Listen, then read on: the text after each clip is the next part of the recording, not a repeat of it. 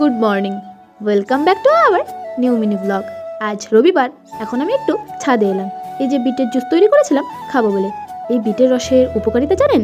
তা হলো রক্তচাপ নিয়ন্ত্রণ করা, মস্তিষ্কের কর্মক্ষমতা বৃদ্ধি, এছাড়াও অনেক উপকারিতা আছে। আজ আমার হয়তো এই স্ট্রবেরি গাছের এটা শেষ ফল, আর বোধহয় এবছর আর হবে না। আবার 1 বছরের অপেক্ষা, আর এই স্ট্রবেরির সিজন তো প্রায় চলেই যাচ্ছে, তাই একটু ফলের সাইজগুলো ছোট হয়ে যাচ্ছে। আবার হয়তো পরের বছর গাছ ভরে ভরে ফল দেবে, সেই অপেক্ষাতেই থাকবো।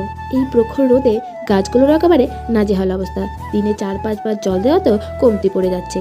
এই বৃষ্টি হওয়াতে গাছগুলো একেবারে সতেজ হয়ে রয়েছে। এদিকে আমার ড্রাগন গাছগুলো তো ভালোভাবে পাতাগুলি বেড়ে উঠছে। এদিকে আবার টমেটো গাছে দেখুন না, ভরে ভরে একেবারে টমেটো হয়ে রয়েছে।